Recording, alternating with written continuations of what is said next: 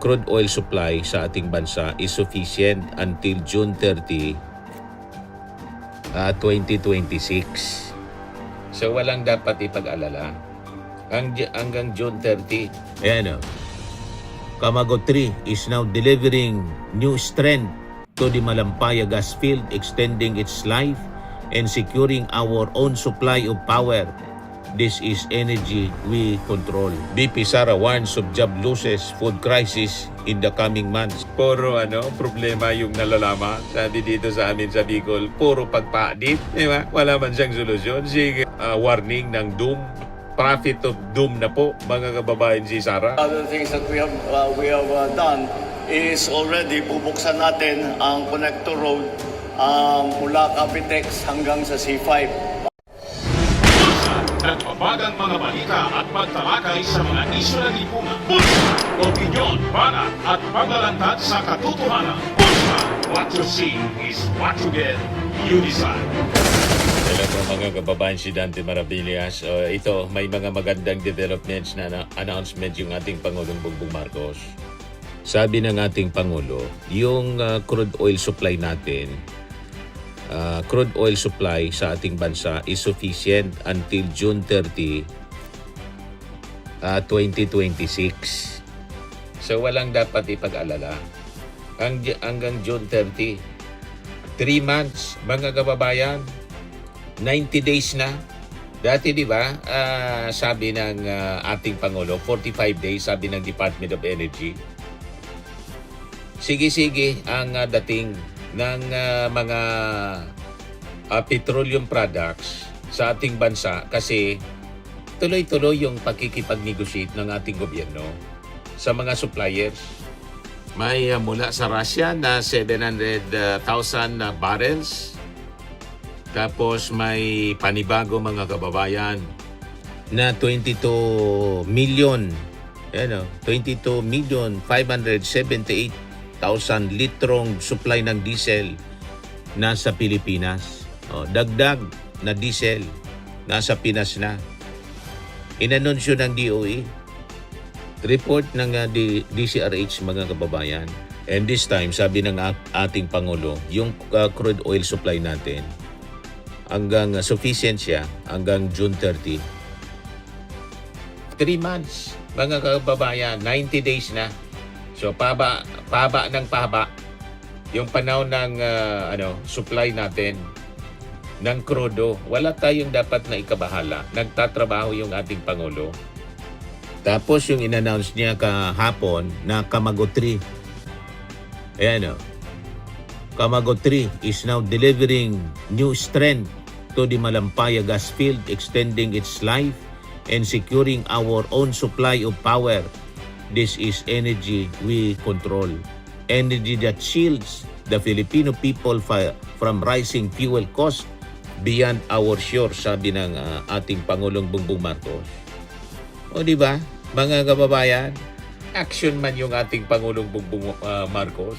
Gawa, hindi ngawa. Sino niya, Mr. Maravillas, yung ngawa? BP Sara warns of job losses, food crisis in the coming months. Puro problema yung nalalama. Sabi dito sa amin sa Bicol, puro pagpaadit. Diba? Wala man siyang solusyon. Sige, warning ng doom.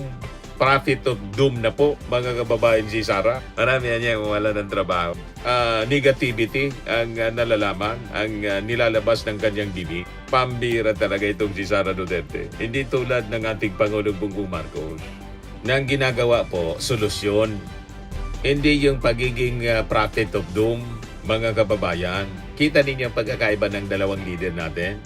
Ayan ang ating Pangulo, mga kababayan, pakinggan natin. Morning sa inyong lahat. Ito po ay paliwanag ko lang kung ano yung inabot ko kay Mr. Ramon Ang. Ito yung toll operation kasama si Ramon Ang. Para tuluyan ng mag-may operate itong bagong maiksi lang pero malaking bagay dahil dito yung traffic. May iwasan ang traffic dito. It will save approximately 1/2 hour ng traffic sa ating mga commuter, sa ating mga travelers. At ito ay isang bagay lamang sa mga maating ginagawa para lalong-lalo na paghanda sa Holy Week. And one of the other things that we have done is already bubuksan natin ang connector road mula Cavitex hanggang sa C5 para tuloy-tuloy na, hindi na sila bababa from the highway. At mabubuksan na rin yung from Cabanatuan to from papuntang Cabanatuan. At yun, isa pa yun para medyo mabigyan natin ng konting relief ang mga travelers na papunta around Central Luzon. Kaya patuloy natin pinabubuksan lahat ng mga ating kalsada upang mas madali ang magiging travel sa ating mga kababayan, lalong-lalo na ngayon na may Holy Week. I am sure napag-usapan din namin ni Mr. Ramonang ang mga pagpasok ng fuel sa atin at in terms of crude oil supply, dahil pinapasok nila ang crude oil para i-refine dito sa Pilipinas at may save iba ang presyuhan kapag nagpasok tayo ng crudo mismo, ng diesel, kaysa sa nagpasok tayo ng crude oil at tayo mag-refine. Mas mahal yung pagpapasok ka ng refined na diesel na.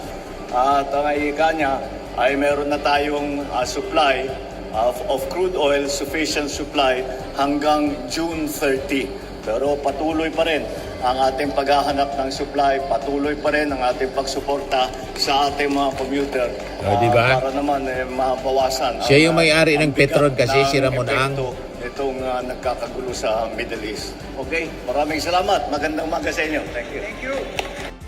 Solution-oriented po ang ating Pangulo at kinakausap niya yung mga industry players, yung mga suppliers tulad ng Petron. Sabi nga ni Mr. Ramon Ang, yung Petron na niya pwede kong ipagbilian niya sa gobyerno kung feeling ng gobyerno mas efficient sila. Willingan niya kung ipagbili yung Petron. Dati yan na pag-ari ng ating gobyerno, pina-advertise ng panahon ni Curico, ni Ramos. Privatization policy, mga kababayan. You see? So patuloy ang paghanap ng solusyon ng ating gobyerno. Si Sara, ang bukang bibig po, lahat problema. Wala man siyang solusyon. Sige lang ang mention ng mga problema. Mawalan na niya ng mga trabaho, food crisis in the coming months. Anong solusyon mo? Yan lang ang kanyang sinasabi. Simulan na nating planuhin ang ating mga akbang hanggang sa katapusan ng taon 2026 kasama ng paghanap ng posibleng pag-arap sa posibleng pagkawala ng trabaho, patuloy na pagtaas ng presyo ng pagkain. Hindi normal ang ating pinagdadaanan. Ito ay epekto ng mga krisis sa labas ng ating bansa na direktang nakakapekto sa presyo ng pagkain, langis at di pa bang pangunahing pangangailangan. Yun na lang palagi yung sinasabi niya. Wala man siyang mga konkretong akbang para makatulong sa ating gobyerno. Parte siya ng pamahalaan, Vice Presidente. Yung ating Pangulo, tingnan ninyo. Solusyon sa ating problema. At ngayon, kausap niya si Mr. Ramon Ang, pati yung pagsasayos ng traffic. Kasi buksanaan niya natin ito. Si Ramon Ang kasi yung mga contractors dito. Yan yung sa toll. Pati kasi yung mga construction itong mga kalsada, pinasok na ng kumpanya ni Ramon Ang. Pati sa NAIA po, NAIA Rehabilitation. Lahat dyan si Ramon Ang, ang kontraktor, pati sa oil industry yung Petron. Di ba? Solution-oriented yung ating Pangulong Bongbong. At sabi nga ni Ramon Ang, ito, pakinggan natin si Ramon Ang. Kasi nga, ang binibili namin crude oil mas mura kaysa refined product. Kaya very important po itong public service ito. And I promise the public, we will not take advantage of this fuel crisis. Hindi kami kikita ng mahigit pa sa normal.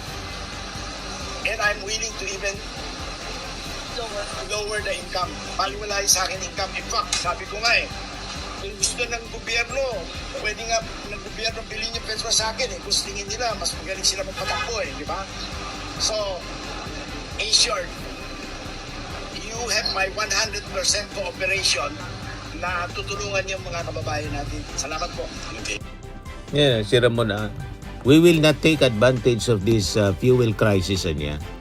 San Miguel Corporation President and CEO Ramon Ang assures the public that Petron will not take advantage of an ongoing Middle East crisis. Speaking to reporters after the opening of the Naya X westbound off-ramp and says he is even willing to sell the oil firm to the government and it can better manage operation. Siya din ang contractor dito sa ramp na to na inopen mga kababayan with our President at saka si DPWH Secretary Vince Dizon para makatulong na sa pag-ease ng traffic in preparation sa Holy Week.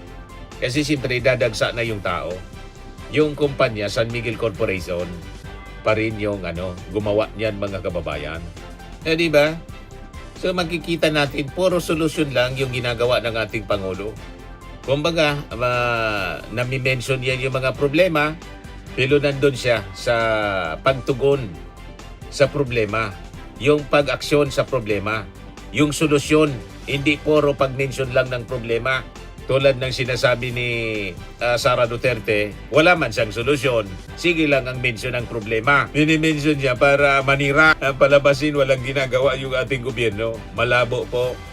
Hindi po siya totoo, mga kababayan. Ang totoo ito na mga ginagawang aksyon ng ating Pangulong Bongbong Marcos. 3 months na yung ating stocks. At still, naghanap ng mga suppliers na hindi apektado po ng Middle East crisis. Ganun dapat, mga kababayan. Yan yung ating Pangulo. Sige lang ang trabaho, mga kababayan. O di ba? President Ferdinand Marcos Jr. joined by DOTR Secretary Giovanni Lopez, DPWH Secretary Vince Dizon, SMC President, and CEO Ramon Ang and Toll Regulatory Board, Executive Director Jose Arturo Tugade, kita mo, Tugade, led the inauguration of the new westbound off-ramp linking the NAIA Expressway, NAIA X, to NAIA Terminal 3 in Pasay City on Friday, March 27. The 320-meter access road is expected to improve entry to NAIA and help ease congestion along Andros Avenue in Pasay City. Marcos said the project is part of broader government measures aimed at improving traffic flow ahead of the Holy Week travel period. Napakasipag ng ating Pangulong Bongbong Marcos. At lahat ng mga ginagawa niya, may malaking pakinabang yung ating mga mamamayang Pilipino. O di ba? Malamangan niya, Mr. Maravillas, galit na naman yung mga DDS kasi napapahiya na naman sila. Malamang po. Ayan man lang yung ating short video. Ako po si Dante Maravillas. Bye-bye po. God bless. Firming and lifting cream, pinapahid po sa mga pulses in affected area. Mainam po sa paninigas ng mga kaso-kasuan. Ito naman po, Automax Radiant Serum. Sa mukha naman yung application, anti-aging po siya. You will look 10 years younger than your age. Sa mga cancer patients naman po, baka lang gusto ninyo itong itry. Naing siya red mixed fruit drink. Hindi mo po siya gamot, food supplement siya. Kaya lang, gawa siya mga kababayan sa goji berry. Yung goji berry, may anti-cancer properties. O ngayon, yung mga inquiries ninyo, dumiritso na lang kayo sa aming messenger sa Facebook para masagot namin agad. Ayos pa? Ayos na ayos niya, Mr. Maravilla. Sa mga naghanap po ng malinis and spacious fitness gym, pumunta lang po kayo sa aming Colossal Fitness Gym. May Grab car rental din po kami. But anyway, ito po pala yung aming bagong product na binibenta online. I am worldwide amazing pure organic barley powdered drink mix from Australia. Negosyo to ng aking anak na architect entrepreneur Riz Maravillas. Ayan po. Kontakin na lang po ninyo siya, Riz Maravillas on Facebook. Ang mga health benefits niya, boost immunity, improves digestion, enhance energy levels, packed with antioxidants, prevent cancer. Ito naman po yung bago naming product na binibenta online. Eye Glow Serum, whitening po siya. Tingnan ninyo yung epekto sa aking anak na architect before and now. Yung mga inquiries po ninyo, dumiretso na lang kayo sa kanyang Facebook account, Riz Maravillas.